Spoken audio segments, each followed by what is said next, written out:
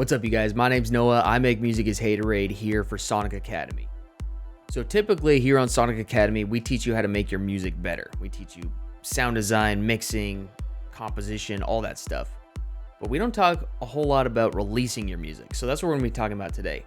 What do you do when you've got your track finished? And that's where I wanna start before we even get into the rest of this video is you need to have this song done. The song cannot be almost done, can't be, well, just a couple more tweaks. Music's never done. You need to cut it off at some point. So decide that your song is done when it's at the best you could possibly make it, and then we can start. So step one is setting a release date. No matter if you're going to be signing with a label or not, at this point you don't have any labels that are saying we want this song. So it's important for you to set a release date ahead of time so you guys can move forward going, well, no matter if a label responds to me or not, this song is coming out at this specific time. It sort of lights a fire under your butt so you can get moving and start getting things going because there's a deadline there. And like I said, it ensures the song comes out no matter what. It's typically good to set this date 8 to 10 weeks from the day that you decide to release the song. So just to give yourself some lead time to reach out to different labels, give them some time to get back to you. Doing all of this ahead of time, it helps the process immensely. Every time I've done this, it's always worked out great. So step two is making a short list of labels. So I'm talking labels like your dream labels, like maybe you're making bass music, you want to get on Subsidia, or maybe you're making house music, you want to get on, I don't know, Jaws label, Bite This.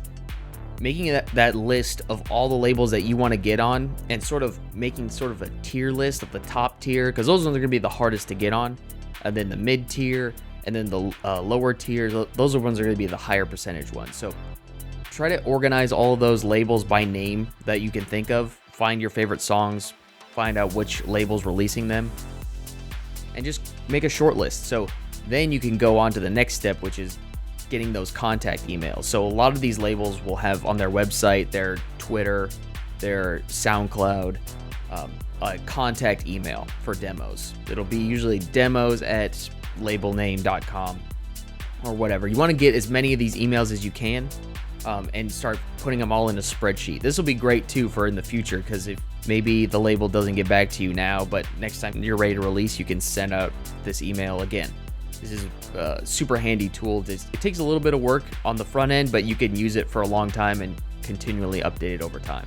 Additionally, if you don't want to go with the label route, you can always use Label Radar or Submit Hub. Not a sponsor, but they're great services. They're pay to play, so you got to pay to get the label to listen to your song. But I mean, it's a guaranteed listen. So a lot of times you can't pay for a guarantee like that. So those are great services to use too. So if we look right here on the screen, I've got an email template for you guys. You guys can download this. This is I typically follow this format myself, but I decided to templatize it for you guys so you guys can use it in your own emails. And remember too, you don't want to mass email blast. I mean, especially if you've got BCC'd to a bunch of different labels. Labels want exclusives. They want to be the only one that you've reached out to. So sending an email to one label specifically, that's why I put the label A&R name up here at the top. That's important. So let's run through this real quick. Starts out, hi, insert label A&R name. If you can find the label A&R's name, this is even better because you get to personally address them. My name is Noah, and I'd like to share a track that I think will be a great fit on insert label name. Insert a 2 or 3 sentence blurb about the track, sort of describe what the track is, what it sounds like, what the inspiration was. Keep this really brief. If you don't have anything to say about it, you don't need to add it in there. So here is another important part. For your track, you need to upload it to a service where people can stream it. That would be something like Dropbox or SoundCloud.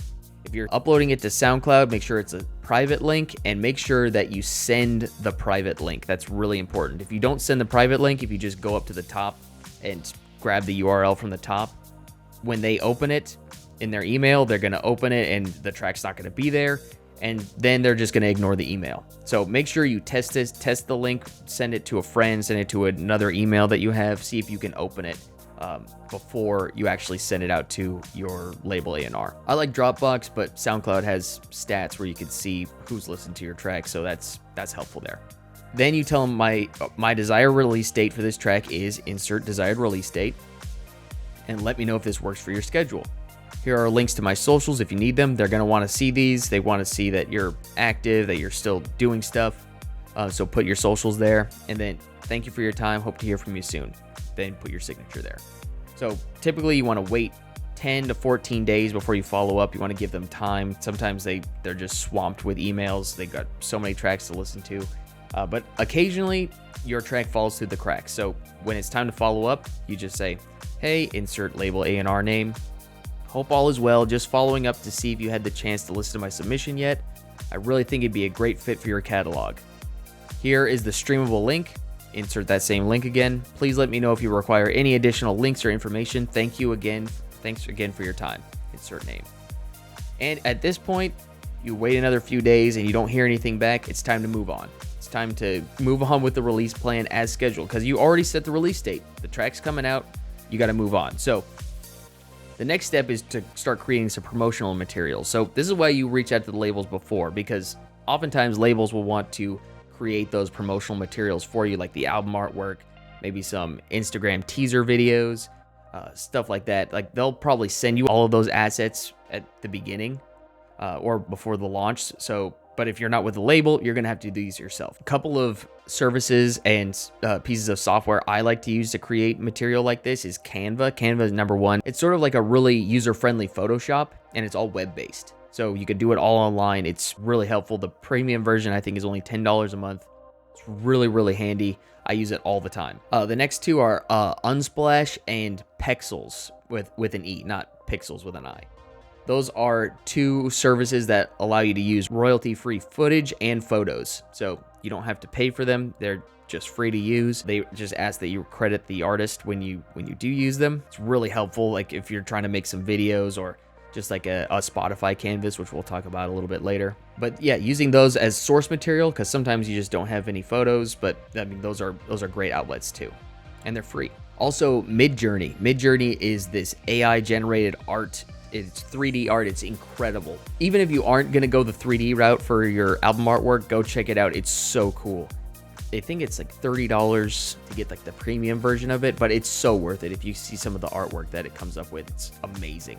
And then if you need to edit videos, you can use DaVinci Resolve. DaVinci Resolve is a completely free tool. It's a really powerful video editing tool, and the fact that it's free is just amazing. It's fantastic. I would highly recommend it. It's what I use to edit my YouTube videos. Highly recommend it for you guys too. Use all these tools to get creative. Try to use the influence of your song to really bring in that vibe into your artwork, your visual medium too, because so much of the promotion aspect to music nowadays is video. So try to get as creative as possible with all this stuff. It really pushed the track along. Once the track's ready to release, it really helps take it to the next level, adding that visual medium. Okay, so the final step is uploading to distribution. So once you've got your album artwork ready, you've got your canvas made, which is just a 3 to 6 second video loop that you want playing when somebody plays your track on Spotify. You want to upload to either DistroKid, Symphonic, CD Baby. There's a bunch of different outlets out there. I like Symphonic the best. I also use DistroKid too, but pick whichever one works for you. I think Ari Herstand, he's a independent music guru who talks about self-releasing music all the time.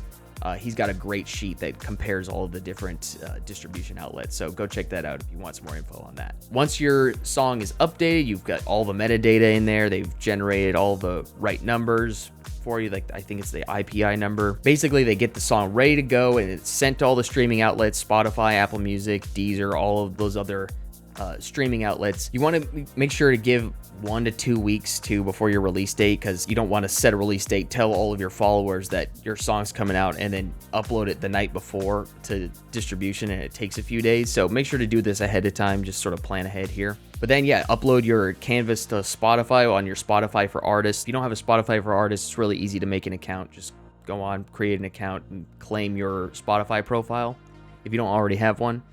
And then upload your canvas directly through Spotify, and then you're ready to go. Then you've got all your promotional materials that you can start putting out the week before, all the way leading up to the release of your song, then promote it for another week. And then most importantly, guys, start working on the next tune. The minute this whole process starts, you should be already working on the next tune, because you want to have that momentum. You want to build on the momentum of releasing one song and then going on to release another song. Because if you keep stacking those and keep stacking those monthly listeners, those plays, it's really big for you, and it helps generate that momentum that you need in your music career. So I hope you guys enjoyed this video. I hope you found it helpful. If you did, be sure to hit like on it and subscribe to Sonic Academy, and check out sonicacademy.com. We have hundreds and hundreds of hours of awesome content from me and tons of other amazing producers. Go check it out. It's a good time. You'll learn something. Thanks for watching.